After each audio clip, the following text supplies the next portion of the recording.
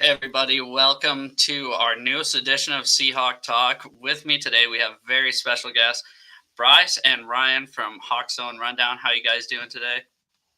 Hey man, I'm doing good. How you doing, Joe? Oh, awesome. I just want to start the show saying thank you guys so much for coming on, and I really do appreciate it. So, Absolutely. yeah, Anytime, how's man. your guys' day going so far, I guess, before we get into anything? Hey man, mine's good, man. Especially, obviously, we're gonna jump right into the first thing, but yeah, just with the new head coach we have here in Seattle, and just a new chapter, turn the page. So yeah, my day is pretty good. Yeah, for sure. Bryce, you going Oh, good? my day's good, man. I'm just trying to keep up on all things Senior Bowl and everything going on with the coaching hunt now for the rest of the staff. So, yeah, it's been a pretty good day. I'm not gonna lie. You guys, before we get into this, I felt like a dumbass. I was checking Twitter. I don't check Twitter that often, but I was checking Twitter and I was like, the Pro Bowl games have started. I was like, it's Thursday. I see Geno Smith on there. I was like, oh, I missed it. I guess I had no idea they started today. Yeah, But I mean, it's one of those things that you probably shouldn't realize is on. You know what I mean? Like, I think they got this little skills comp going, but like Bryce said, I think it's we're a little more dialed in with Hawks still with the head coach and now Senior Bowl, and then I guess if you're kind of kicking around the coach and the Pro Bowl's on the skills comp, and maybe tune in for a second, but even then, yeah, man, some of those skills comps are questionable, right? So it's well, fun, it's I'm not gonna lie, it's better than the actual game. So right? the game Yeah, was there you bad. go. Oh, for sure. I want to get we'll go kind of roundtable here. I wanted to ask you guys before we get into anything too big here. I just want to ask you guys how you became Seahawks fans and why you started your guys' podcast. So, Yeah, I'll hit it off first, man. As far as being a Seahawks fan, I've been a Hawks fan going back to the Holmgren days, and we're up here in Vancouver, right? So we're in the 604, like they like to call it. But there's a ton of Seattle Seahawk fans up here, and so yeah, it goes back to the Holmgren days, and then when I really dialed it in was I think it was my second live game down there, and it was 2010, and it was the playoff game, oh yeah, and I was at Beastquake and against the New Orleans Saints, and we were 7-9 that year, and my dad and myself went down. I just said, "Hey, let's go playoff game." Like I know that 7-9 crap division, but when are you going to get a home playoff game next? Like, let's do it. I think at the time tickets were like, this is pre LOB, right? So the tickets Mhm. were actually okay. So you go down there, and all of a sudden you're like, man, we're in this game. Like, this is a game. Part way through the game, and then beast mode breaks off Beastquake, and I remember like crowds just going crazy, and like he gets the first down, and people are just going nuts, and then at that point you're in the crowd, and it's like then it's all of a sudden disbelief happens because you're like, dude's still on his feet, like it's just a blur, right? And you just can't believe what's happening, and I've been to obviously a bunch of games since then, but that was, I mean, I gotta say that was still the loudest. I mean, obviously it measured right on the Richter scale, so you can't get much louder than that, man. But then obviously we pulled off the win. It was crazy. what So I what that was probably that was my best experience, and really when I was like, dude, I'm all in on this team. But I mean, it goes back to even a couple years back. So that was my kind of just you know, boom, I'm all in here. This is great. what I remember most. So I sat. I Our seats are in the end zone that he scored in, so the south Okay. end zone, and I just remember everybody. Of course, my dad went pee. My dad went pee during Beastquake. He goes, "Oh, No way. He goes, we're gonna run the ball. We're gonna run the ball out. Try to chew up some clock because I think we were up one score at that point." Yeah. And he goes, "Oh, we're just gonna run the ball. I'm gonna go pee. I'll be right back." So he's peeing, and my mom's next to me, and I just remember just jumping up and down, and that's what everybody was doing, Yeah. jumping up and down the whole Yeah. time. And yeah, that was. I don't know if you remember or not. We cut Julius Jones in training camp that year, Yep. and he fumbled that game. I don't know if you guys remember that or not, but that was one of the biggest. Like, okay, yeah, that was Yeah. fun. Oh yeah. But Bryce, you? So for me and my Seahawk lineage, I kind of got into it due to my dad. So my dad was a big Raiders fan while I was growing up, and so we used to go to the Raiders games every time they'd show up in the Kingdom. So just for me, I wanted to piss off my dad, so I would cheer for the opposite team. So I kind of fell in love with the Seahawks then. I've been to my fair share of games. My most memorable game would probably be the 2013, I guess it would be 2014 NFC Championship game against the Niners. The tip game with Sherman. So that was probably my most memorable game. Other than that, for the Seahawks, like, yeah, man, I just grew up loving them. They're local. Loved how they kind of assembled their teams over the years. Really was a big fan through the Holmgren era, Matt Hasselbeck, that whole crew, Sean Alexander. So yeah, that's kind of my history with the Seahawks. Yeah, I'm not gonna lie. My favorite Seahawks game of all time being there. It was actually, so I missed one playoff game in the Holmgren era, and it was the one we lost at home. It was the Rams game. So thank God I missed the first one where Bobby Ingram dropped that pass in the back of the end zone at the end of the game. So my first one was the Redskins game that we beat them, and it was like, oh my God, it's over. Like, it's because I don't know if you guys remember, we had a huge playoff drought. Like, I think the last time we won a playoff game before that was like 1984. So it was that was a big thing, and then the Panthers next week. But yeah, let's get into the big news. I guess how you guys feeling about this new coach? Because I'm feeling pretty good. He was my 1B choice. So me and Ryan talked about this on our pod, but we kind of had Ben Johnson listed as the guy that we wanted as a Seahawks head coach, just because of the offensive mind.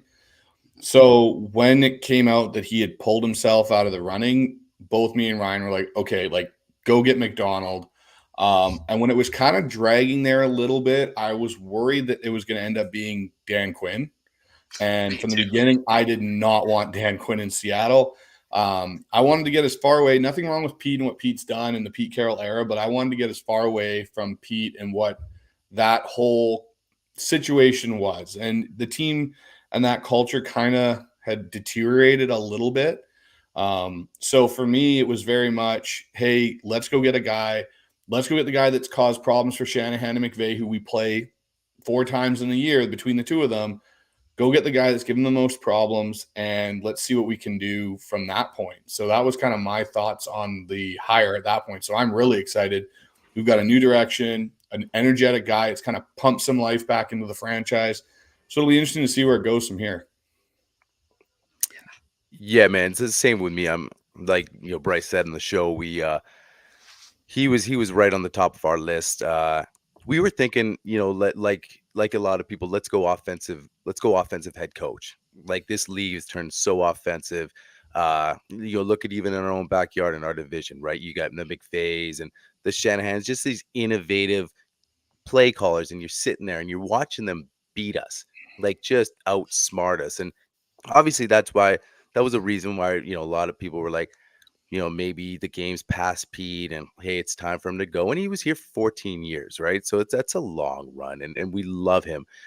But so then when the news of Ben Johnson was going to stay and whatever the reasons were, we're like, okay, Mike Macdonald is still here. He's now going to interview.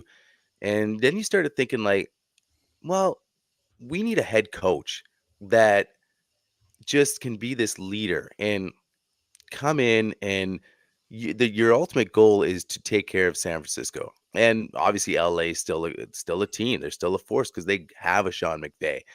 So now you get this guy, defensive coach, young guy, comes from the Harbaugh tree, both Harbaughs, right? So, there's a lot to be said about that. And so you're like, you know what? If we can slow these teams down, and we have an offense that has a lot of pieces, that if now it's on him to find that guy, and it'll take care of itself. We were kind of in the mindset, like, let's have just this explosive O and a complimentary D, and that's all fine. But now then thinking and looking back, you're like, no, what, this defense has been terrible for so long and just getting worse. Here's a guy that's going to come in, and he's going to bring in this certain mindset and mentality to this defense. And he even said in his press conference, like, we're going to be a tough football team. Like, if there's going to be guys that aren't going to play tough and not going to play that what he wants to, they're going to be off this team. He's going to find guys, and that's what sort of excites me, because I don't want, no name running backs running down our throats anymore, right? Let alone Christian McCaffrey and all, the guys in our division that are, you know, super good. So, so that's kind of sums it up. I'm with Bryce. I'm fired up. And I think we get too carried away sometimes. Oh, is he an offensive? Is he a defensive head coach? He's a head coach. And he said he's going to be calling the plays, but he's a head coach with a defensive mindset. So let's, take some pieces and get some new pieces and get back to being a really good defense. Why not? Right. Mm-hmm. Yeah. And that's another thing too, is, I mean, the debate was between fans. Obviously, no one wanted Dan Quinn after that playoff game, but it wasn't just that playoff game, in my opinion. It was every good offense that it's like they beat up on the weak teams, and they did not. But I mean, I love Geno Smith, but the Seahawks didn't punt against Dan Quinn's defense. I don't know if you guys remember that. We did not punt one time. And they got one turnover. It's not like they were just taking the ball away every drive. So, but yeah, look at what Mike Macdonald did against Ben Johnson in their meetup this year. The Ravens did exactly to the Lions what they did to us. The score was pretty similar too. I don't know it off the top of my head, but I agree. And as far as being a leader, I think he's an awesome leader. As far as the press conference goes, I mean, I don't know a whole lot about this guy. I haven't seen a lot of interviews about him. I just know what he gets is results, and that's what everybody wants, right? We want results. Absolutely. And we don't want players smoking cigars in the locker room after missing out on the playoffs. So I don't think that would happen under a guy like this. So. Yeah, I mean, I agree, man. Like, it's like you brought up the cigar thing. It just, to me, like, that's just sort of one of many things that's sort of been happening. Like, Bryce and I talked about, under the Pete regime early on, it was like, Pete let his guys sort of be himself and was like, we want you to express who you are and your personality. And that, you know what, that's awesome. Like, but there's that fine line, right? Because that can go from expressing myself to undisciplined, and like, things can sort of get a little loose and all this kind of stuff, and then and it showed on the field. But one of the most penalized teams in the league when the LOB was here. But like Bryce and I have discussed before, it's like, you guys are winning games and you're so much better just talent wise than anybody else, so you can afford to do that. You can take these penalties. Like, Michael Bennett can jump offside a bunch of times, and it just didn't seem to matter. And it was like, you know what, who cares about penalties, right? That's the way it felt. And then when you kind of move on from that and you sort of come back down to earth with, good players, but hey, man, penalties kill you. And, undisciplined things things get unraveled, right? So that, like, the cigar thing you mentioned, like, it was just a little detail to just all the little things that sort of added up. And you're like, you know what, like, obviously something's not getting across, or, and it just, I think everybody knew that was time. Now, you might not have this guy come in and be like, okay, hey, man, like, look, I'm the guy now. Everybody, like, I don't think he's coming in like that, but he's definitely going to have a certain expectations, right? And I think that's what we're looking forward to. And it's not about it. It's about, if he's going to have his standards, and if you don't want to fall by it, then he won't have you in that building, right? So, but yeah, so. Yeah, and that's another thing. It's the fundamentals with the team last year. The form tackling. I've never seen a worse form tackling team, I think, in my life. I mean, and I'm a Huskies fan, and their form tackling was not great the past 2 seasons either. But it's like, what, are they not practicing that? Are they not being held accountable for all the missed tackles? Are they, it's just like, there was 2 games last year. It was the 49ers and the Dallas game. I think they were back to back. And Jamal Adams, which we'll get into that. But Jamal Adams misses a tackle, right? Some other guy has him wrapped up. He gets up and he whiffs on the tackle again. I've never seen a guy miss 2 tackles in one play. I've seen him do it twice in 1 week, or twice 2 weeks in a row. So, yeah, I think the fundamentals will be a lot more. Well, yeah, and that was one thing I think that ended up putting a bit of a nail in Pete's coffin was like you're a defensive-minded head coach. The fundamentals are falling away from your defense. You're not being assignment sound. And we all know Pete did not run a complicated defense. It was very, very you see what you get. That's what made the Legion of Boom so great back in the day was you had such skilled players. You could play such a basic defense. And when you're running into that many problems with your defense this late in your tenure, that's a big problem. And so, I think from what I've kind of pieced together from some of the ex-players, Carroll got a little bit more laid back in his coaching style as the years wore on. They weren't hitting as much. They weren't doing those things. Like KJ even said on his show with 710 that he's talked to some guys in Baltimore and they run intense practices. Like they're doing full hitting practices in training camp. That's not something we've seen in Seattle for a long time. Like they thud and they used to hit a little bit in the LOB era, but nowhere near is what you need to do to correct some of those issues. And part of that's the new CBA with what they allow players to do and not.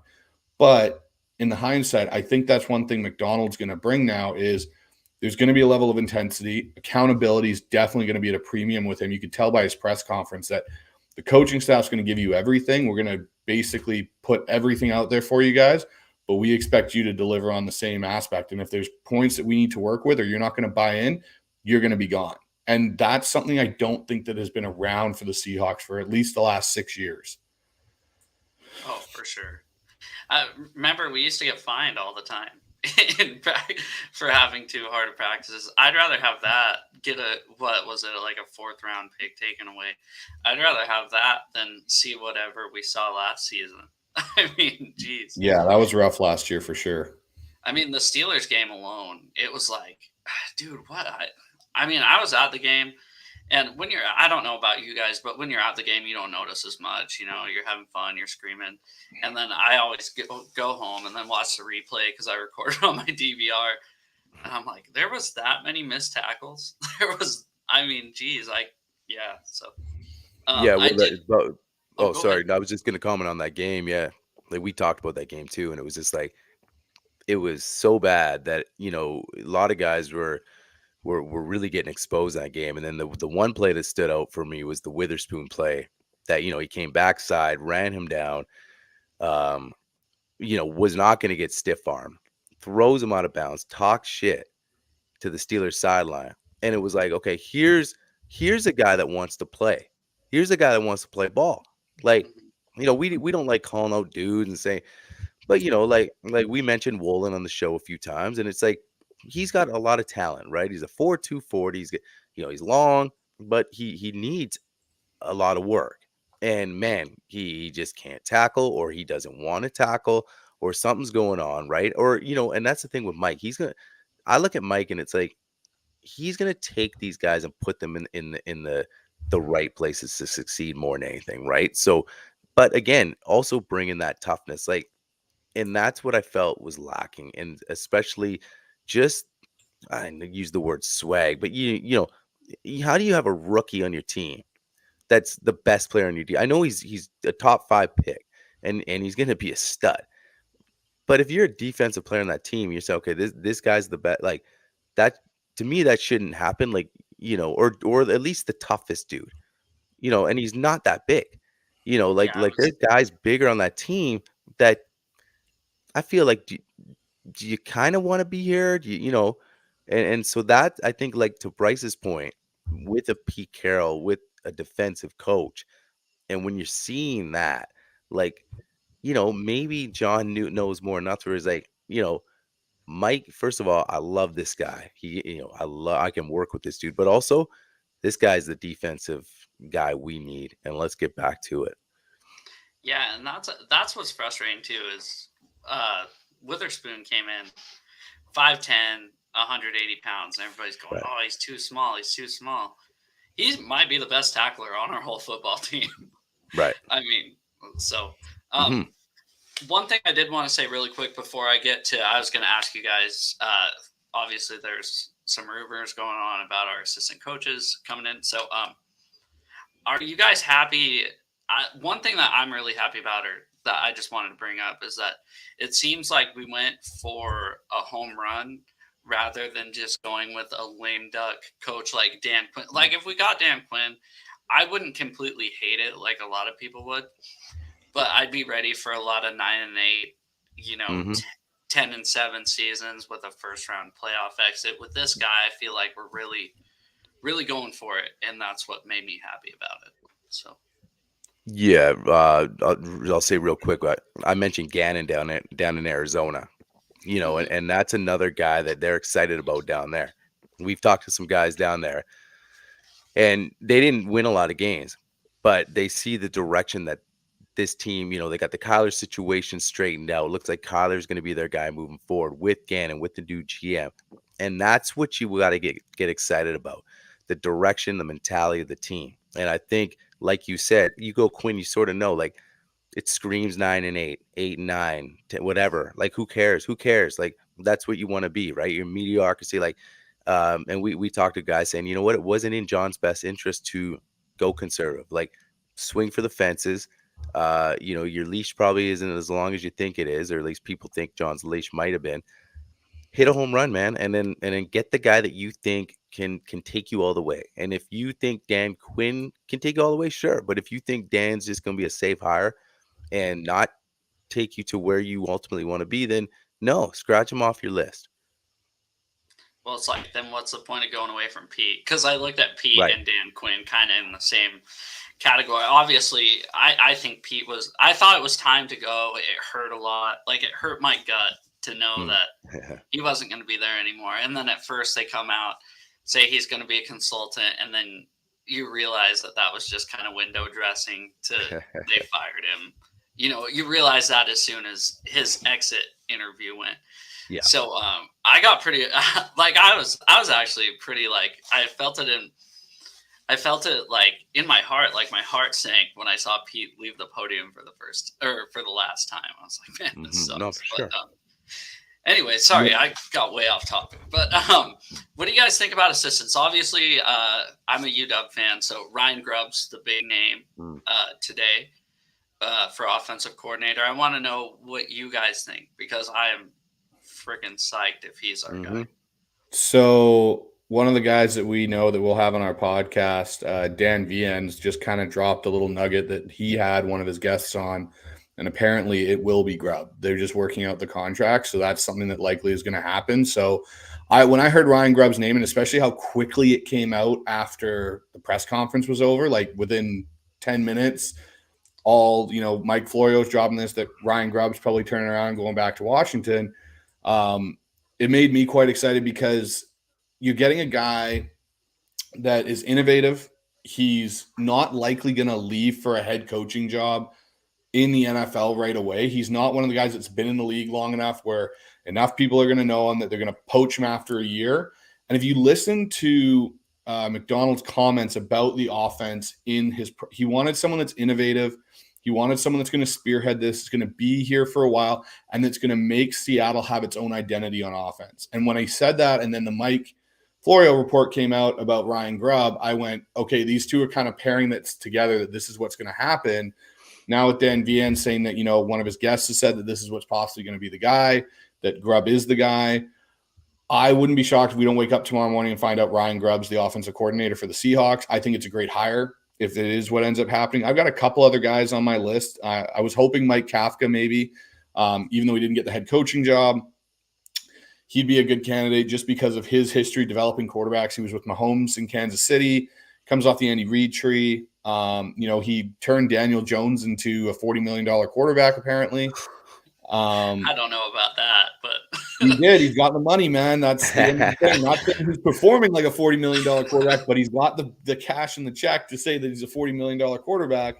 They also put in a request for Tanner Eggstrand, who's the pass game coordinator in Detroit. He's got some Michigan ties. He was with Jim Harbaugh in 2018 as an offensive analyst. And then the one guy I kind of thought, like, if you're going to pair Macdonald with somebody that's, you know, a veteran offensive mind in the NFL that's had success, Frank Reich, because he's been a head coach, you could balance and be a sounding board as well as run an offense. But if Ryan Grubb end up being the guy, I'm happy with that. I think he can develop quarterbacks. We've seen that at what he did with UW. But he also brings an innovative new style of offense that can run the ball but be explosive, and he can attack defenses at different levels. Yeah, and that's one thing. Like I said, as a Huskies fan, I'd be stoked if Grubb came. I really thought it was going to be like a name like Eric Bieniemy or something like that. That was one of the first things that popped in my head, like get a real experienced guy. But seeing what Grubb did for us all last season and the season prior with you know what? The Huskies had 3 receivers that are going to be NFL receivers. Yep. But, I mean, look at the Seahawks. We got 3 receivers that are real Pro Bowl type receivers on our team right now. So, if he could do that with Roma Dunze, there's no reason he can't do that with DK Metcalf. So, I don't know. What do you think, Ryan? Yeah, I'm with Bryce. I heard the Grubb thing too, and that kind of excites me as well. Just what he's done, and like he said, Bryce brought up the point, and I agree with it too. Sort of, I echo exactly what he's saying. You know, as far as that's something you got to consider about. I mean, it's not the number one thing you're thinking about, but you know, you don't really want your OC poached the next season, or you know, because he's been around the league a little bit. Hey, this guy's going to get a head coaching job, and you know. But he's got a track record that, hey, this guy could come in with the offense we have. And like you mentioned, like I always like, I love DK Metcalf. I think he's got the potential to be the premier receiver in this league, like top 5 easy. And I just don't think, like, I was not a fan of Shane. And I just wasn't. And I just feel like this guy, you know, build your offense around him. I mean, still run the football, and you got 2 good backs, but this guy should be just involved in the game all the time. And we've seen what happens when he does. So, you know, you as far as the pieces are concerned there, and then as far as, you know, going back to what I just said about getting poached, it's not always the worst thing in the world. Like, obviously you don't want to lose your OC, but if your guy is getting poached, you're doing something right. Like you're in the playoffs. You're probably winning a divisional game. Your offense is rolling. So that's like a good problem to have. And I would rather be in that boat than always being like, you know what? I think we might have to fire our OC again. And I think we're on the hunt. Like that's sort of what we've been doing the last how many years. It's like, yeah, you know what? Keep him around another season. And like I thought Shane should have been gone before last season, but you can't just keep replacing OCs every year. But that's what we've been doing, right? So it's like, that's not a good sign. That means you just, like, we had no identity this year. So, you know, tying it all in with Mike and him being the leader and him having this defensive background, especially what he did with the Ravens. And then if you bring in an OC like him and hand that over, right? And then Mike's taking care of what he knows best, making those play calls. I mean, you know, it's just what a completely different vision now going into the you know, this off season and into next season is going to be. So, yeah. Well, the interesting thing with the Grubb situation too is he never wanted to leave Washington. Mm-hmm. He never wanted to go to Alabama. Like, he wanted to actually end up being the Huskies head coach. And I know that for a fact. And they passed him over for Jed Fish because they figured there might be some bad blood with the whole staff here of DeBoer leaving, them sticking around. So that's why he followed DeBoer down to Alabama, even though he had turned the job down there the year before. Like, Grubb wants to raise his family in Seattle. Like, that's a big thing for him. That's why I think, like, if this is true that Grubb's going to be the guy, I think you're going to see Grubb be here for 4 or 5 years before he takes. And he's not exactly young either. Like, the dude's almost 50. He's 47 as it is. So you might not lose him as a head coach because, again, people want the young, hot name as a head coach. You look at this hiring cycle. Yeah. Vrabel was passed over. Belichick was passed over. A lot of these more Dan Quinn theoretically is the oldest guy that got hired as a head coach. So you look at that kind of trajectory of the NFL, Ryan Grubb doesn't necessarily fit into that. And so you may be able to get a guy that's going to be here for 6 years with Mike Macdonald. And again, coach's money doesn't affect the salary cap. We all know that Jody Allen and Vulcan have a lot of money. So I don't think it's going to be an issue where they're going to go, oh yeah, we're not going to go X amount of dollars. They'll go get Ryan Grubb if that's who Macdonald and Schneider want. And based on that coming out so quickly, what I'm seeing like kind of just popping up throughout, I'd say I'd lean probably 75% to 80% that Ryan Grubb will be named before the end of the week, the Seahawks offensive coordinator. I think you're going to see a more veteran guy on defense. I think you're going to see Anthony Weaver come over from Baltimore on the other side of the ball now with Mike Macdonald and him bring him over, the D-line and assistant head coach in Baltimore. Zach O'Ryan or got named the DC there. So I think Weaver's now going to kind of pop over this way to Seattle, come work with Mike here, which again, I think would be a great hire. I think that gives Mike some comfort knowing that he's got a guy here that knows the system. And if you listen to Mike in his press conference today, it was very much, hey, I'll call the plays until there's somebody here that I trust that I can hand the play calling off to, and then I can just work on being the head coach. That's exactly what he said. Yeah, he's not set on, I have to call the plays. He's like, yeah, I'll call them right now because they give us the best chance to win. But the minute there's somebody ready, I'm going to hand off that job to them. And that's what I think, even though like going back to Grubb here, Grubb, you don't have to babysit. Grubb can come in and build his offense and his staff. He's got all that stuff. You don't have to worry that, oh, you know what, I got to meddle. And that was one thing Pete was, and I love Pete, but Pete was horrible at hiring coaches. Realistically, he was. And then meddling in things that were going on. And when that started to fall apart, I think that's where you saw, like, John Schneider alluded today. There's 2 games that stick out for John Schneider. I would say there's a third in my opinion, but he named the Steelers game. I think it was their first year together, 2010, and 2011, and they got absolutely shit kicked by the Steelers in Pittsburgh. And he said he never wanted to feel that again. I'd say 2017 versus the Rams at home where they got walloped 52 to whatever it was. Now, I'll say that there did have a lot of injuries that game, but that was a bad look. And then this year versus Baltimore. Baltimore's game, I think, was the start of the Pete Carroll, we need to move on from you and move on from this era of football because it's just not working. Like, they were healthy and they got completely hit in the mouth and nothing worked out for them in that game. And there's been rumors that Pete at that point after that game said to some people within the organization he might retire. And then he kind of got the juice at the end of the year to come back. Well, I think at that point when he let that cat out of the bag, John Schneider went, that's the guy on the other sideline that I want as my head coach. Because from all indications, Mike Macdonald was John's guy from the beginning that he wanted. Like, they were going to wait till after the Super Bowl for Macdonald if they had to. Yeah, it seemed like it. I mean, at least from the press conference today. And we know John Schneider's a liar to the media, obviously. And he's always going to over-embellish everything that he does or kind of, say stuff that doesn't let us too far in. But I feel like today he kind of let us in a little bit to where it seemed like he was like, okay, this was the guy I was going for. And that's good to hear that it wasn't like, Mike Vrabel or so. Yeah. But yeah, no, another thing, going back, something you said, Bryce, about the Huskies not bringing Grubb back. I think another reason they didn't bring Grubb is because of what happened with Jimmy Lake a couple of years ago, hiring the coordinator. Obviously that didn't work out too great. So I think they were kind of got cold feet about that as well. But well, yeah, and considering Jimmy Lake's now the defensive coordinator for the Atlanta Falcons is quite interesting. I would have taken him in Seattle as soon as he got fired from the Huskies. I mean, he knows how to develop. They were DBU there for a while. So, they were. Okay.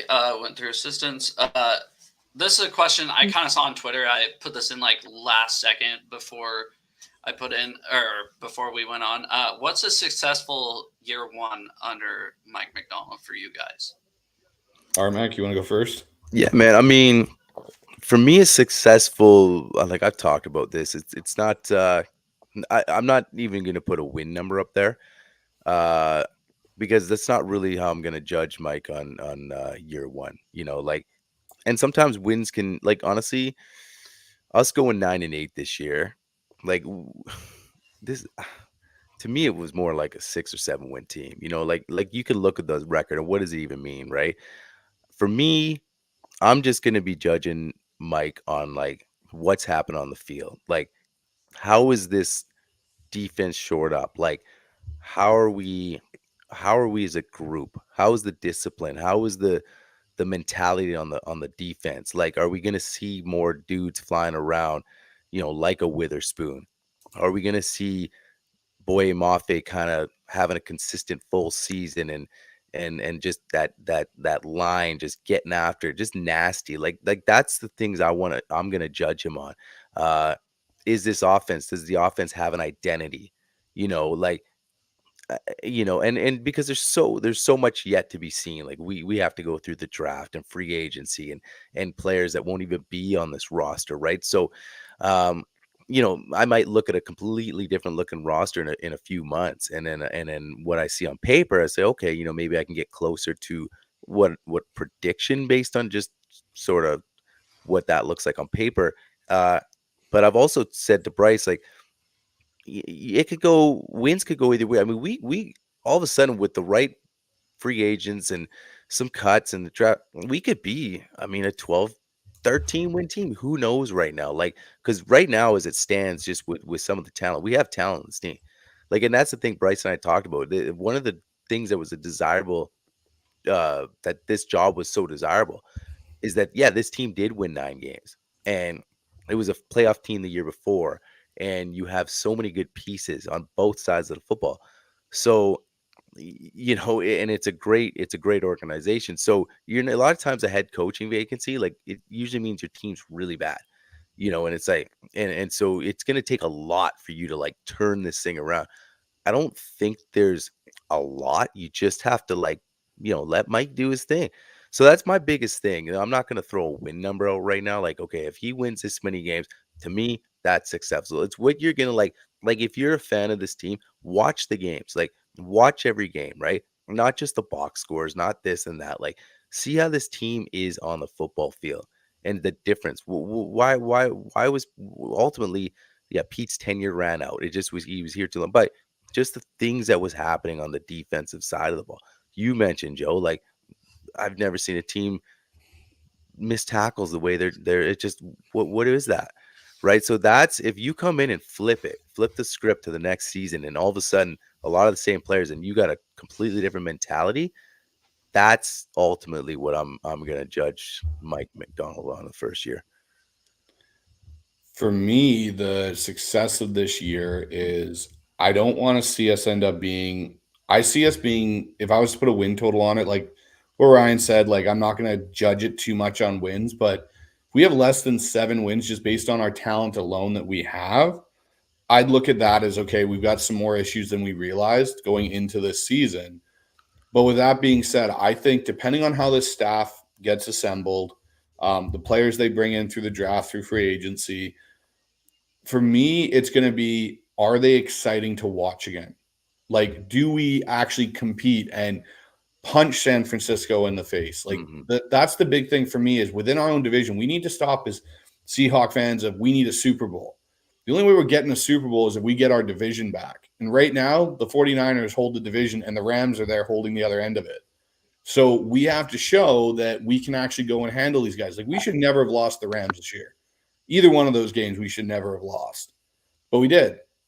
We need to be able to go down, play in LA, play in San Francisco, and maybe, you know what, like the old Seahawks used to when they first got here with Pete Carroll, squeak out a win that's a 19-17 game, but it's a slugfest. And there's, body blows going back and forth, and there's some physicality. Like, I've seen some people like Robert Griffin today saying, oh, because Mike Macdonald's been hired, the LOB's coming back.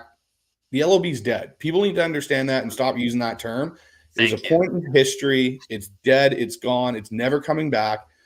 But yeah, let's bring back a physical defense. Like, let's become a defense that people are scared of, because the home field advantage and that defense aren't in Seattle anymore like it used to be. No one's terrified to come into Seattle and play anymore like they used to be. They have moments of it, like the Eagles game this year, where they're kind of get back to what they were. But like the way it used to be when you were a quarterback and they couldn't hear anything and we were false starting all the time, like that intensity from the fans, and you can feel it from the fans. The fans were getting tired of what they were seeing on the field and the lack of effort. Like if you have the effort out there and fans can feel it, they're going to put their heart and soul into it at the stadium and at the games. And that's the thing I want to see. Let's see guys go out there and just play with reckless abandonment again. Mm-hmm. Yeah, and I'm really happy you said that too. I'm tired of hearing the Legion of Boone 2.0, the Legion of Spoon. It's over. You know, the Bears aren't going. I put the Legion of Boom up with the greatest defense of all time, and I don't care. Put any stat in front of me. The Legion of Boom is right there with the 85 Bears. They're right there with the 2000 Ravens. But you know, they passed, right? You know, the Ravens last year, they had the number one defense in football. They're not going, oh, this is the 2000 Ravens again. Mm-hmm. The 85 Bears aren't going, or the Bears, if they had a great defense, which I don't know if they do or not, to be honest. Probably don't. They don't go, oh, this is second coming of the 85 Bears. Just let it be the pass and just, right. You know, put a good product on the field. I think that's a big thing. Yeah, with Mike Macdonald, I'm like you guys said, win total doesn't really. I want to see good fundamental football, and I feel like him coming from the Harbaugh tree, that is definitely what you're going to get. And I think there would have been an uproar if we would have somehow landed Jim Harbaugh. This is the closest thing you can get to hiring Jim Harbaugh without actually hiring Jim Harbaugh, if that makes sense to you guys. So, no, yeah. I think that's an accurate statement, Joe. I think that's what Jody and Vulcan wanted. They wanted some of that Harbaugh philosophy, that toughness, but they didn't want Jim Harbaugh to be the guy because that would kind of not tarnish Pete's reputation, but cause some questions about, you know, why you're bringing in Pete's biggest rival at the time. Because if you think back to the days, him and Jim did not get along. And I think it also was a factor of John Schneider wouldn't have had control the way he wants it. That was the whole thing, right? They would have been a similar dynamic. Like Pete had, Jim's coming in, he's going to run the show, have control over everything. Where I think now with what he's got some of that Harbaugh vibe and a younger version of it, but John still has ultimate control, which is what I think he wanted in this. So it's kind of your best of both worlds, because I haven't seen John Schneider beaming like that and like rosy cheek. Like he's been happy after some drafts and stuff like that. And that's the closest I've seen to him since they had that Super Bowl picture of him and Pete standing at the top. Like this was his guy. He got his guy. And I think that's going to set this up for some success. Oh, for sure. I'd say the only thing I'm nervous about him coming from the Harbaugh tree is Jim seems to wear out his welcome wherever he goes. Obviously, John hasn't done that. John's been with the Ravens since, I want to say 2008. I could be mistaken. I think you're right about that. I think it was 2008 or 2007 he got that job. So, yeah, he's been there forever. So let's hope. I kind of see this almost looking back. I see this as kind of a Mike Tomlin hire for the Seahawks when the Steelers hired Mike Tomlin, kind of a younger defensive guy. And that plan, we haven't had a lot of head coaches. Let's be honest. Mm-hmm. We've only had a few misses. You know, there's the Dennis Ericksons. There's I can't even name his name, the guy between Matera and Knox for 1 year. Okay. Oh, yeah. McCormick. Yeah. And then, obviously Jim Mora, but the Seahawks kind of did him dirty. But it was a right move. It was the right move, but I was pissed when they fired Jim Mora. I'm like, you're giving this guy a year? That's it? So, but let's just hope it's not one of those. I want to see a guy – I want to see him be the coach of the Seahawks for the next 30 years. That's my ultimate goal, right? Till he's 66 years old. Yeah, I mean, that's the thing. I think if you're in this is the organization that it is. Like you said, not too many head coaches have come through this door. And that's a sign that, you know, like we talked about, John casted a wide net. You know, what he took his time. He might have had a guy in mind, Mike Macdonald. But, you know, until you get him in that room, you know, and judge his character and say, can I work with this guy? And all of those things are important, that, you know, you're less prone to make those mistakes. You know, you look at other organizations that run through head coaches, you know, like the Cleveland Browns, or, you know, just organizations with reputations of not being a winning organization, and it just starts from the top. And I'm a fan of Jody Allen. I'm a fan, and she's been involved in a couple of big decisions, and she seems to really want to win. She wants a winner here, and that was Mike talked about that in the press conference too. And I think John's looking at this like, I have a guy that I can work alongside with, a young guy, and just build together. And I think some of that too, some of that excitement too, John realizes, as much as he loved Pete, like this, I'm the ultimate guy now. Like this is like my baby. I'm gonna make all the big decisions and still work alongside with Mike for sure. But so there's a bit of change there that he's realizing, like, okay, got all these interviews out of the way, got my guy. Now Mike and I can move forward and really start kind of building this thing. Yeah, for sure. Speaking of building this thing, cap casualties. That's one big thing that I'm looking at. I got one. You guys might hate me for this. You guys might not. Something needs to happen with Tyler Lockett. I'm going to bring up the most controversial one first. I think something needs to happen, whether we release him or just restructure it. He's on the books for $26 million next season. I love Tyler Lockett just as much as the next guy, trust me. But if you're not, if you're willing to let Bobby Wagner walk because of, the past that he's had here, you should be more than willing to let Tyler Lockett walk. What do you guys think about that? It's funny because I've said that. Well, how many RMAC? How many have I said that on, that we should probably move on from Tyler just based on it's going to suck too? But I've said it most of our podcasts that it's probably going to happen.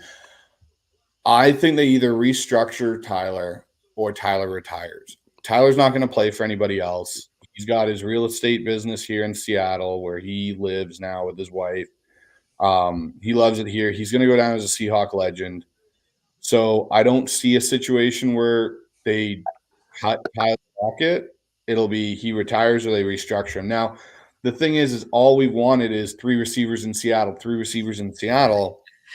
So you're going to get rid of the guy that, would theoretically be your top third receiver in the slot, because as JSN proved this year, he's not just a slot guy. He actually did better statistically outside the numbers than he did inside. But if Tyler were to say to retire, I don't think we're in dire need of going and drafting a receiver, because if that happens, everyone's going to say, okay, we need to draft a receiver then to replace Tyler. You have the guy. You got Jake Bobo. As much as people don't want to, as much as people don't want to understand, Jake Bobo fits a lot of the roles you need in the third receiver, depending on the offense too. Like, it's really going to depend who our OC is, what they do with a lot of the offensive guys, because I think, honestly, Gino could possibly be on the chopping block that way. The 16th of February, he's due, I think, $12.4 million of his contract. But I was just reading an article from Seaside Joe saying there's a chance Gino might come to Seattle and ask to be released or cut because he may not like the offensive coordinator they decide to bring in. He was a big Pete guy. And honestly, I could see it happening for Gino, because in Gino's case, you draft a young quarterback. Say they draft Michael Penix. You're not going to sit Penix at 25 on the bench. You're going to let him play. If they have Grubb here, you're going to try and pair those two possibly. I'm not saying it's a foregone conclusion, but there's a good possibility that it would happen. Gino might not want to sit on the bench anymore. Gino might want to still play. He's still a very capable starting quarterback, and you might be able to trade Gino and get some value from him. You don't know what you can get on the market for a team that's struggling to find a quarterback, like in Atlanta, that may not be able to draft a guy if they don't have the capital for it yet. So no, but I answering your question in totality, Joe, I think there's a good chance Tyler's restructured or Tyler will retire. Yeah. What do you think? I'm on the same path with Bryce here. I think it's got to be a restructured deal. Like, I love Lockett. He never had a 100-yard game this year. He's definitely regressing. JSN's our number 2 guy. I mean, if he's on the roster for the right amount of money, like, absolutely. But 26, yeah, that's big. We've talked to some guys, like, it's like, hey, you guys have been crying for 3 receivers. But then we've talked to other guys where it's like, it's tough to have three kind of really good receivers on your team, even if you think Tyler's regressed a bit, just to scheme with it, right? So, like when Bryce brought up Bobo, like that could be a good piece. They've found other ways to kind of get that third, receiver going in the past as well. Like but yeah, he's another Hawks legend, right? So yeah, it would be one of those things. It's you're sort of, now you get to the emotional side of things, and then you got to be careful. That's what Pete did. Pete's biggest problem was his loyalty factor with a lot of guys, right? So I think you got to look at what's the product on the field, what's how much money is he taking up, and I just don't think you can just roll with it like it is right now. So I think, yeah, it's got to be, hey, do you want to sit down and restructure, or that's I think we're kind of on the same page with that. Well, that's one of my biggest things too, is the loyalty thing. If we're willing to just fire Pete like this, it's a cutthroat business, and we have to act that way. I don't care that you guys might be completely against me on this too, but Bobby had 180 tackles this year. He can't cover like he used to. No. He's not the same Bobby Wagner. If you want to bring him back for what, $5 million again? What did he make last year? 5-6 million. 7. Oh, 7? 7, yeah. Yeah, he was 7 with incentives. He could almost make 10. Yeah. Oh, okay. But I mean, and I think for us with Bobby, it's like, it's not even the dollar value at this point. It's like we're talking like we thought he was going to get brought back to be sort of like not an every down. That's what I was going type for. of player, yeah. Right? Like your first and second, and then you bring in some speed there in your third. But like, the defense was banged up, this and that, and the defense is so bad, they're like, Bobby, you got to play. But yeah, well, yeah. So I think trust him there. Yeah, so I think with him, you just need to go a different route. Like, put his name up in the rafters, and we love you kind of thing, because the dude's a Hall of Famer. But yeah, as far as the tackling is concerned too, we were laughing about that and discussing on another show. It's like, you lead the league in tackles because the defense can't get off the field. They're always on the field. So you look at the amount of time that defense is spent out there. So yeah, you're gonna rack up some tackles, and we were discussing how early in the season he was getting up there and he was, hitting and but then later it was like, you're tackling 8-9 yards down the field as well, right? So it's such a deceiving stat, right? Yeah. Yeah, for sure. So we kind of hit on Gino there. It's kind of 50-50 for me as well. Another one, obviously, I think Jamal's gone. I think he should have been gone. He's just a distraction at this point. I think that kind of really irritates me, because I get it, Pete's gone, but the rule number one was always protect the team, and it does not seem like he was doing that. At least for one, on the field, he sucked. Let's be honest, that was one of the worst trades of all time. He was not worth 2 second round picks.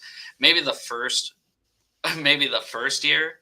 I remember the first game he came here, it was against that Falcons. That was the Falcons game in 2020, I think it was. Mm-hmm. And you go, that's why you trade 2 first round picks for that guy. And then really it just started declining after that first game. But Quandre Diggs is more of a question for me, whether you cut him or not. I'd like to see him gone for the number that he's supposed to be paid. Quandre is kind of an interesting one because he's like, he eats up, I think it's 20, 21, 22. Yeah, you cut him, you save 11. It doesn't matter when you cut him. The thing that's interesting about Jamal, and I know everyone gives him grief. We had Jackson Bevins on our show, and we were talking back and forth about it.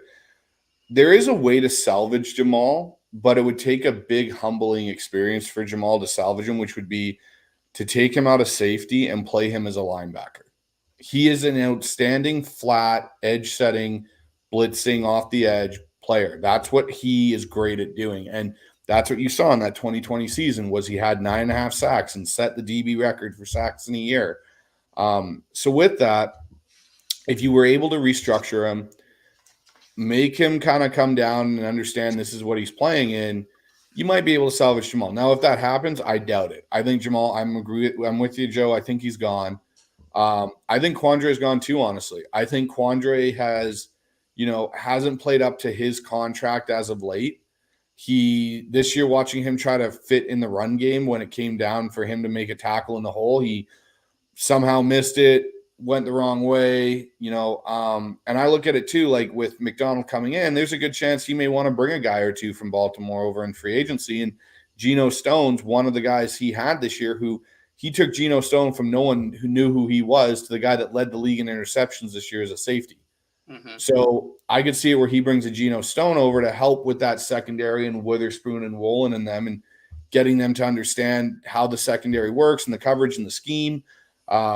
So I would be good moving off both of them. And there's also guys in our own roster. Jarek Reed, before he blew out his knee this year, yep. He's a very similar build to Quandre and had kind of a high profile like that coming out. Led the league in special teams tackles until his injury. And then you got Kobe Bryant, who everyone's forgotten about. They moved him to safety this year. Kobe Bryant could play safety in the NFL now. The big thing is if you look at the safety room, and this is the thing where it's going to be very different for us as Seahawks fans, is Pete Carroll built his defense back to front. So you had Earl, you had Cam. Well, he tried to replicate that with Quandre and Jamal.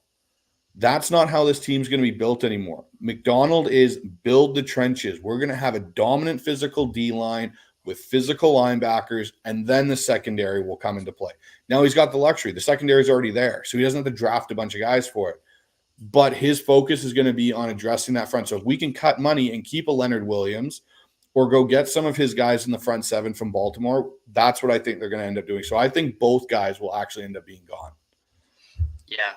Yeah, so that's one thing. And sorry, we're short on time here, guys. I appreciate you guys coming on. But some names I had for Ravens free agency is Patrick Queen's going to be a free agent. I think I'd rather see him here than Jordan Brooks back.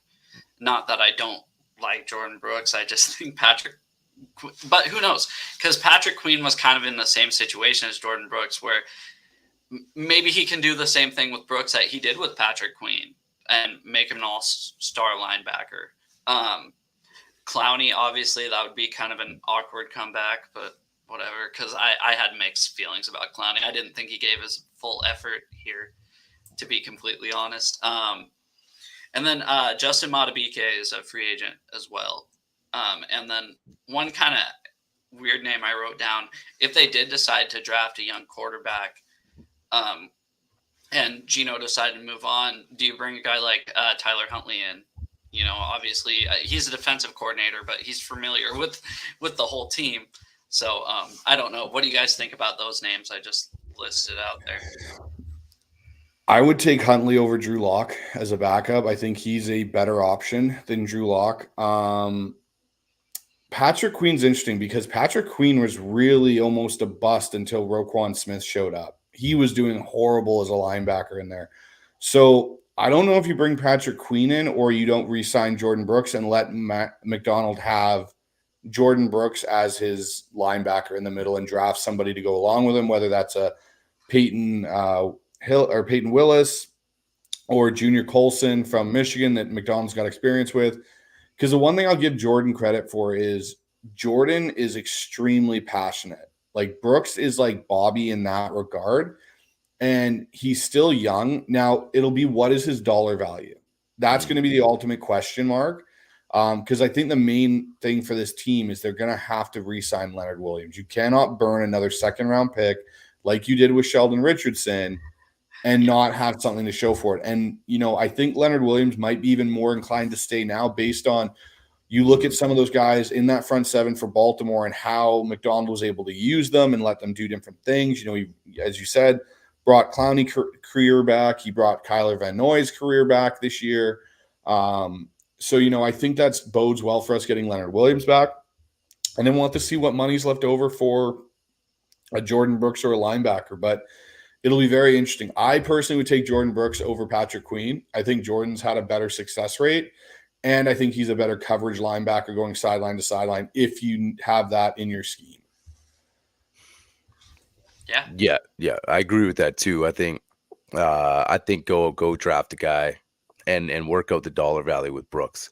because he is still young, and just now that we have Mike coming in here, I just feel like he's going to get the best out of the take the strengths of the guys and put them in the right positions. And Jordan's a talented guy, but again, it's going to come down to dollars, right? Because I think the first priority is Leonard.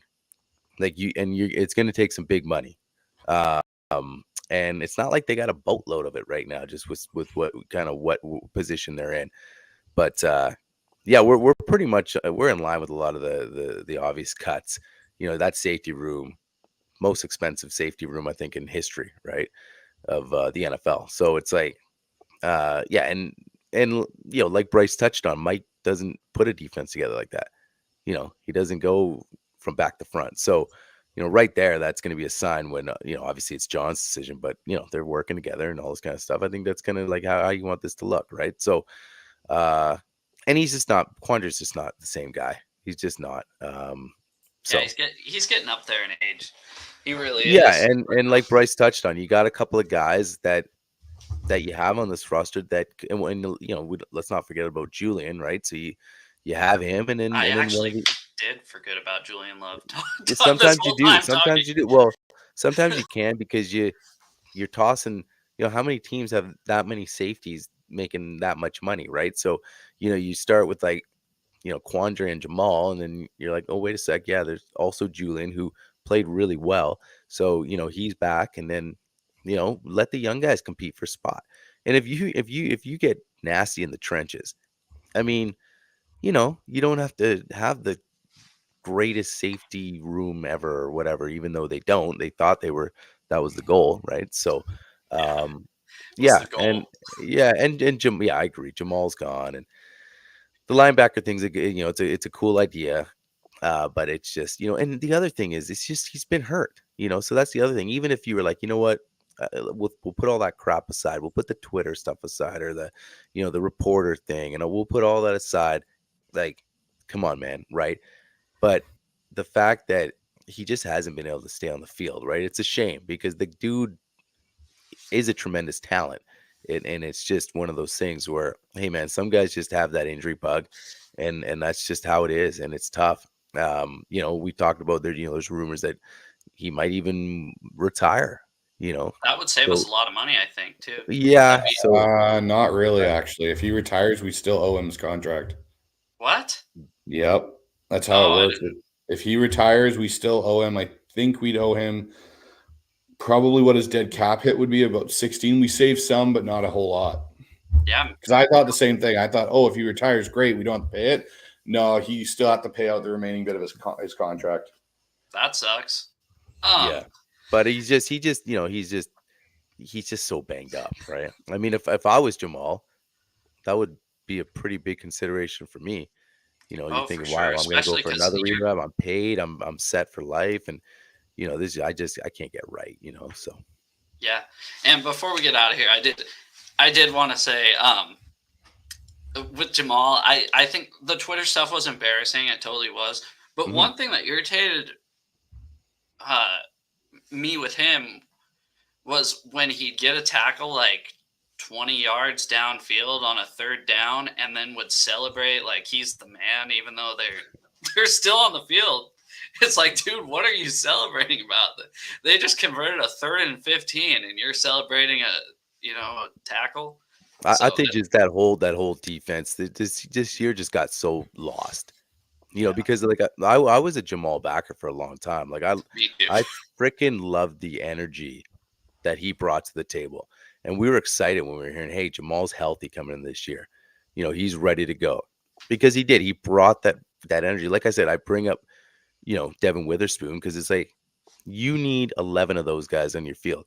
And I'm not even talking about his talent. Like his talent is, that's another level right now. Like, yeah, of course, if you got 11 talented guys like that, but just the attitude that comes with it, like that's what we need. And that's what I loved about Jamal's energy. And it just, like you mentioned, just kind of things started unraveling, whether it was yelling at the doctor outside the tent or whatever. So, it just, and that was the concerning thing. But as far as just the swag he brought and the attitude and the fire, I mean, definitely appreciated and wanted that energy. It just kind of spiraled for him, and who knows why, but I think you saw it with just a lot of things with under Pete there at the end, and so unfortunately, yeah, the Jamal thing just didn't work out. But as far as him as a player, I mean, yeah, ultra talented. Just man, it would have been interesting to see him, like Bryce said, in that linebacker spot. Just even when we first got him, and so it is what it is now. My only concern with him at the linebacker spot, which like you guys said, he's not coming back next year, so Right. kind of just wasting our time. But was just the piss poor tackling last year from him, and that's a position where I don't want to see piss poor tackling. Obviously, Yeah. safety I don't. But anyways, thank you guys so much for coming on. Sorry we didn't get to any draft stuff. I really do apologize, but feel free to come back whenever you guys want. I really appreciate you being on the show. Will you guys, anybody in the chat, anybody watching this later, make sure to go and subscribe to them. I put their link inside the description of this show. So, do you guys have anything planned going on the rest of the week or going into the weekend? Go ahead, Ryan. Yeah, nah, man. Just first of all, yeah, appreciate you having us on, man. We had fun, man, chopping it out with you. You know what? Just gonna be kind of keeping my eyes open and ears open to the moves coming up. Like, it's an exciting time right now. Like, every hour you're kind of updating things, and who are they talking to next? What are the rumors for DC, OC? There's new stuff today, right? So that's just kind of, we're just anticipating the next couple of days that we're going to get a new hire here. So yeah, just kind of keeping things on watch. Well, sweet. Well, you guys, thank you so much. Everybody in the chat, thank you so much. Sorry we didn't get to anything. We're really busy. So have a good night, guys, and thank you.